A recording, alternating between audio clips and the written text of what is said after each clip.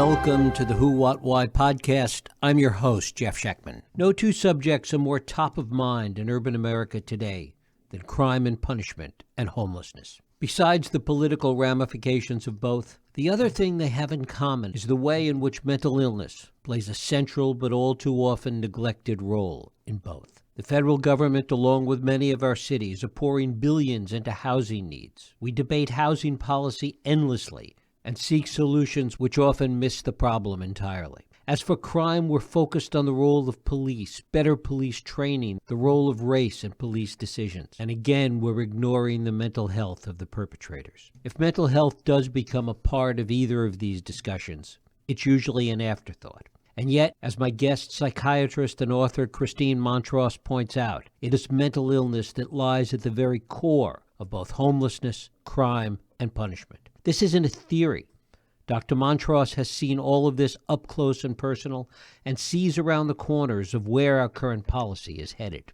She has written extensively about this and covers it in her new book, Waiting for an Echo. Dr. Christine Montross is a Guggenheim Fellow. She's an associate professor of psychiatry and human behavior at Brown University, as well as a practicing inpatient psychiatrist. She's an award-winning poet and author, and it is my pleasure to welcome Dr. Christine Montross here to the Who, What, Why podcast. Christine, thanks so much for joining us. I'm delighted to be here, Jeff. Thank you. Well, it's great to have you here. One of the things that I want you to talk about first is this frustration that you and your colleagues must feel, that mental illness gets left behind as an issue within the context of so many of these broader issues that we talk about. Yeah, there's no question, and often to really tragic ends. So the reason that I started writing Waiting for an Echo and looking into the prison and jail system to begin with is that in my work as an inpatient psychiatrist, I was treating people with severe mental illness on the intensive treatment units of the hospital. These are the psychiatric equivalent of the ICU. People who are hearing voices and seeing visions, are very paranoid, or actively trying to hurt themselves or other people. And over again, I would hear from my patients that they were coming in contact with police and sometimes serving time in jails and prisons. And when I talked to them about what led to these legal encounters, almost always the situations weren't criminal intent. They were situations where their psychiatric symptomatology led them into police contact. They were shouting in the Starbucks or charging through TSA to try to get on a flight they had a delusional belief about. And in these moments, police were called. So our failure to treat their psychiatric symptoms and our quick response with policing and corrections struck me as really unjust. One of the statistics that's quite remarkable is that mental illness, even more than race, really is responsible for more individuals being killed by police than anything else. Well, we know that mentally ill people are 16 times more likely to be killed by police than people who are mentally well. Certainly race complicates that as well. But that just gives an example of the real tragedy that can occur when people with psychiatric emergencies are seeking help and instead they have a response that's not therapeutic at all, but is rather punitive and sometimes quite dangerous. One of the things that I think about in regard to that is how different that response is than one for other illnesses. If you're in a car accident or have a heart attack and you dial 911, the people who respond are trained clinicians. It's a paramedic or an EMT who can start an IV or administer oxygen or stabilize a fracture and transfer you to a medical facility.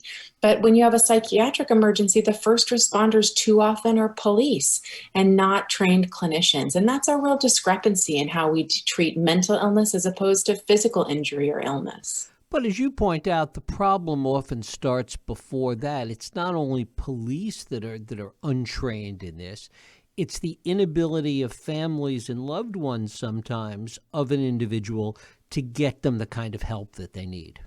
I'm glad you raised that, Jeff, because the failures here, the blame for those failures don't lie squarely on police. They lie broadly. And as a society, we're not providing adequate funding and support for people's mental illnesses. It's hard for people to obtain psychiatric treatment. Anyone who's looked for their own therapist or psychiatrist knows that. And for those with severe mental illness, it's even harder. And we also have a real lack of psychiatric beds available in the country. That's only been exacerbated by the mental health stressors of the pandemic. But even prior to the pandemic, I talked with former police commissioner in Portland, Oregon, Sarah Westbrook, who told a really poignant story that illustrated this quite well. She told a story of a man who was at the Portland waterfront, who was clearly mentally ill, who had a jug of fluid attached to a chain, and he was swinging it above his head and lunging at people, making people very scared. They called the police, and what she describes over a period of 2 hours is that without using any force, the police got the man into their cruiser and were able to take him to the emergency room. But there were no beds available for psychiatric patients. And as Commander Westbrook describes, he was discharged from the emergency room before the police were even done with their paperwork. He returned to the waterfront, kept doing the same thing. Police were called again, and this time they took him to jail. They knew that the jail had a ironclad no refusal policy, and at least there he'd get treatment. But that was a really stark example to me of how we fail to provide the therapies that people need who are mentally ill. Is it a stark example, or has it gotten to the point, certainly in a lot of places, it has gotten to the point where we're using our jails and using the prison system as the first line of defense in dealing with mental illness? Yeah, you're absolutely right. So the largest psychiatric institution in our country is the Cook County Jail. That's obviously not a treatment institution, but the place that holds the most mentally ill people in our country is a jail in Chicago. And what I learned in talking with police officers was that sometimes they'll have this position of what they call compassionate arrest, that when they see people who are mentally ill, they'll say, at least I know if they're in jail. They'll get 3 hots in a cot, they'll have access to medication, and I'll know that someone is checking to make sure that they're breathing. We would never arrest someone to make sure that they got their chemotherapy. We would never take someone to jail to make sure that they got their insulin for their diabetes. This is something we uniquely do for people with psychiatric illness, and in my mind, it's incredibly unjust. How did we get to this point? There's a clear line here from the deinstitutionalization movements in the 50s, 60s, and 70s, which actually arose from quite altruistic aims. The psychiatric institutions of those eras, the state-run hospitals, often were places that were quite draconian. And suddenly Thorazine was invented. And for the first time, there was a medication that treated people's voices and visions. There was a desire to move mentally ill people out of institutions and back into the communities where they could receive treatment there in a less restrictive environment. The problem was that the funding that was necessary to support these mentally ill people in their community lives was never allocated. So suddenly you had severely mentally ill people without housing, without food, without medication, and they were then sleeping in doorways and on park benches, begging for money, stealing items for subsistence. And suddenly this large group of people had shifted from the auspices of healthcare into the realm of criminal justice. And we see not a deinstitutionalization, but actually what we've come to see is a trans-institutionalization, that as these psychiatric facilities were closed, people were indeed moved out of those facilities, but instead of being deinstitutionalized, they were just shifted from therapeutic institutions into punitive ones. And now they're housed within our jails and prisons, and that pattern persists. And yet, this has been the case for 50, 60 years now, since that deinstitutional movement, and we still haven't addressed it in any kind of fundamental way, or even acknowledged what the problem is. In fact, we continue to cut funding for mental health. Part of this is due to the fact that for years we have viewed addiction, something that we could have seen as a medical issue, instead as a criminal issue. So our prisons are chock full of people who are there because of crimes of addiction, which is, of course, an illness. But part of it is our unwillingness to provide funds to support people who are severely mentally ill. And so you're right, we know the problem, we see the problem, but there's an aspect of our society that's been willing to house our most vulnerable citizens in these facilities that are really not appropriate for them at all. Is the problem that there's never been a clear alternative? That it's always been kind of a Band-Aid solution, even in those communities and those areas that really sought to find some kind of a solution. It was always a Band-Aid solution. There's never been a sort of a 30,000-foot view of what the alternatives are. I think that's partially the case. I also think it's easy for people to distance themselves from people with severe mental illness, and similarly from detainees in prison. So one of the projects in writing this book was how to get people to care what happens to people who are behind bars.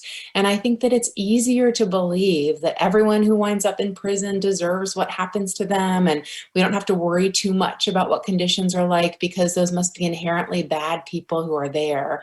When in fact, when you slow down and look more closely, you see all kinds of people wind up in prison for reasons that have very little to do with evil in their souls. That we see mentally ill people sent to prison, we see poor and racial minorities disproportionately sent to prison. There's a chapter in my book where I collect a group of white friends who list all the crimes they've ever committed, including felonies for which they've suffered no consequence, with a clear awareness that there are people of racial minorities who are serving time in jails and prison for those very same crimes.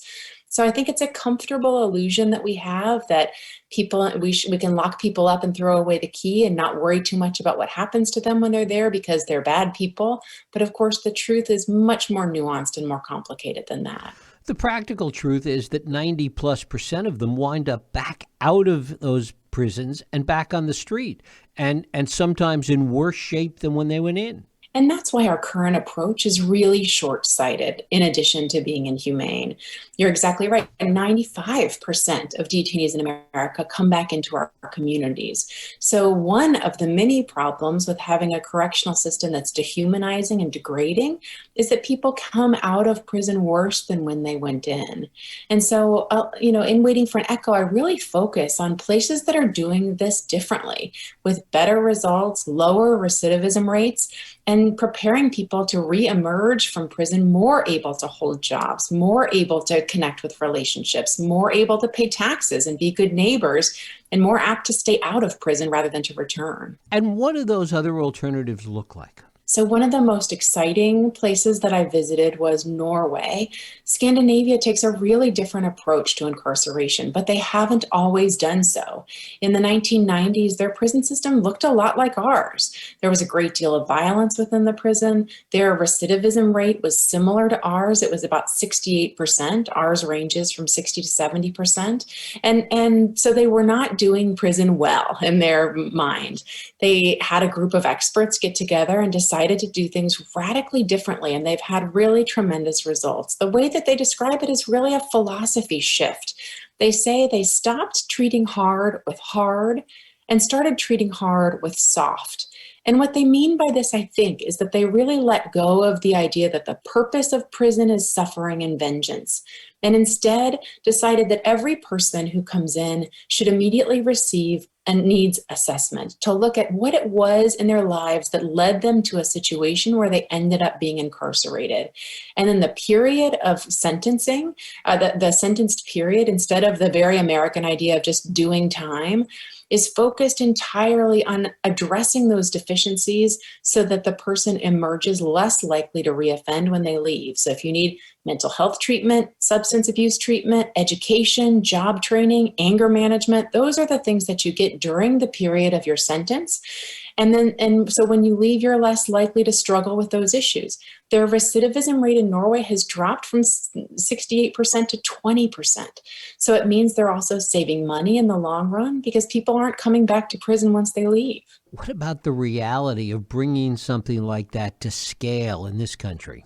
I think it's imminently possible. One of the frustrations of the American prison system is that each state runs their jails and prisons very differently, but that also provides a real opportunity so that a country like Norway is much smaller than a country like the US. But it isn't much smaller than, say, the city of Oslo is the same size as the city of Nashville. Their demographics are actually similar. And so the discrepancy between our countries can feel enormous, but I think it's actually overblown. And there are state prison systems that are really trying innovative ways to do things differently, partially modeling themselves on Norway and Sweden and Germany and other countries that are having better results in a more humane way. Isn't the problem, though, that the systems have gotten so large, even in these states and even in some of these cities, as you're talking about, that it has bred a certain kind of culture, and to transition to a different kind of culture seems almost impossible? Yeah, I think there is a philosophical question that underlies all of this that you're hinting at, and that is, as a society, what do we believe the purpose is of our prison system? And I think we say we want safety and justice, but when you look at the data over and over again, resoundingly, it shows that our current methods are not producing either of those things. Our communities are not more safe. Our system is not more just. What we are really good at is suffering and vengeance. But just like Norway had to release that as a primary goal, I think we too have to acknowledge that we can't have both of those things. They're mutually exclusive. We can't want safer communities and also want the people who are imprisoned to suffer. We have to let go of one of those things. So I think we have a choice as to which one is more important to us. And I think to this point, we've really doubled down on suffering and vengeance. But I think the logical, thoughtful person would acknowledge that is certainly unkind to the people who are held within prison, but it also serves our communities very poorly. Have we missed the opportunity for this, in that it might have been easier to address and to do these kind of things, or at least to even look at them seriously, within the context of a time when crime was going down? We're at a time now when whatever the reality might be, the perception certainly is that crime is on the increase. There's a lot more fear out there. And it would be a little like building a delicate watch inside of a boiler factory at this point. You know, we've missed lots of opportunities, but I don't think that limits the opportunities that are ahead of us. One of the interesting things about coming into a system as an outsider, coming into the prison system as a physician, is that sometimes one's perspective is extremely different. So one of the things that I really noticed is that in medicine, we are constantly performing risk assessments. An example that I write about in the book is mammography. We know that there are young women every year who will get breast cancer and may get very sick and even die from breast cancer. And yet, we have recommendations that women don't need mammography until they're 40 years old.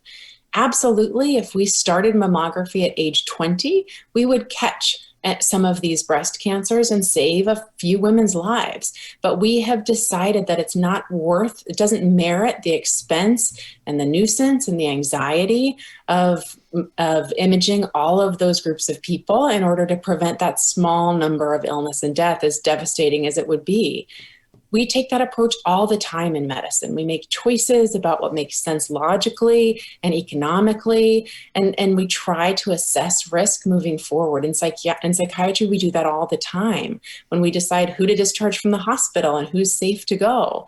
And in prison, we really don't do that. We don't acknowledge that we should release a good number of people from our prison system, even if it means one or two of them may commit a crime again. Instead, we err on the side of locking up too many people for too long to avoid any bad outcome altogether, without acknowledging that it's a bad outcome to keep people locked up who don't need to be there any longer. One of the differences between mental and physical illness that you often hear is that with physical illness, in many cases, you can think about somebody getting well. You can think about them being cured or recovered from that proverbial accident that you referenced before. With mental illness, we don't think about it in those kind of binary terms. Talk about that. Yeah, well, mental illness is multifactorial so often there's something very different about illnesses of the mind than there is, say, about clearing a blockage in an artery. You can't image an image of the mind and understand quite what's there. You can't operate on a psychiatric condition and fix whatever is unsteady at the moment. And yet, what I see over and over again in my practice is people who come in sick and leave far more well.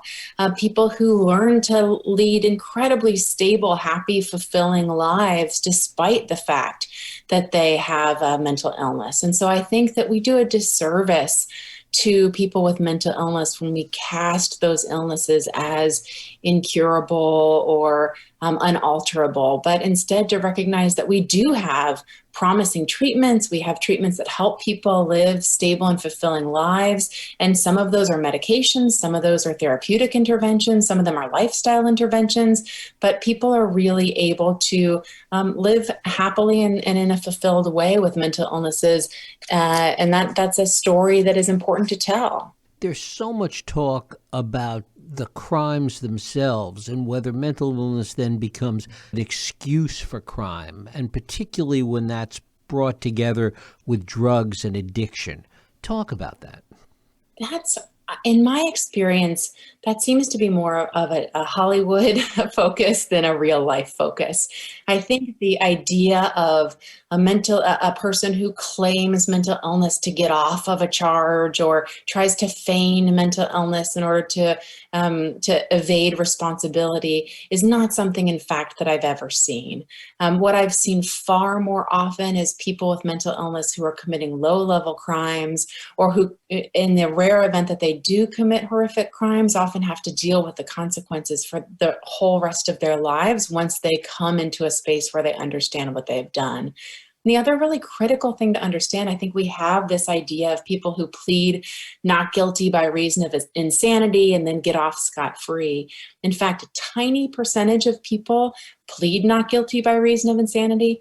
Of those, less than 1% are successful in receiving that judgment. And when people are deemed not guilty by reason of insanity, they don't go free. They go to a psychiatric hospital, a locked forensic hospital, for a period of time where they receive continued assessment and observation. And sometimes they are in the hospital far longer than they would have been had they received the maximum sentence for their crimes. So I think this idea that mental illness allows people an escape route is really a fabricated fiction. It's hard to imagine that the current staffing, this gets back to the whole culture issue, I suppose, the current staffing of America's jails and prisons would be receptive to these ideas. That was one of the most fascinating elements of researching Waiting for an Echo for me. And that was that these environments are just as difficult for the people who work within them as for the people who are held within them. The job of correctional officers is an incredibly demanding, difficult job. The suicide rate of correctional officers is higher even than police or members of the military. And when you think about how many of us have had a professional situation with an adversarial relationship and how difficult that is to go into work every day. The entire arrangement in our prison system is an adversarial setup between the officers and the detainees. That is a really hard environment. And just earlier today, I was on a call-in show and a correctional officer called in and he said, everyone who is in that environment works and lives in that environment. We get to go home, but we take it home with us. And he was saying how difficult it is to exist in an environment like that. So what we've seen in places like Sweden and Norway is actually the redefinition of the role of the correctional officer to align more with one of a social worker or a nurse, where you're assigned detainees that you get to know, that you have these collaborative, allied relationships, and you focus together on the future for the detainee. How did they come to this place? How are they going to use their time in prison? And where are they going in the future once they leave? And the correctional officers report significantly higher job satisfaction and a significant reduction in aggression and violence toward correctional officers when these relationships are more collaborative. In the countries like Norway that have pivoted to this approach, how did they begin?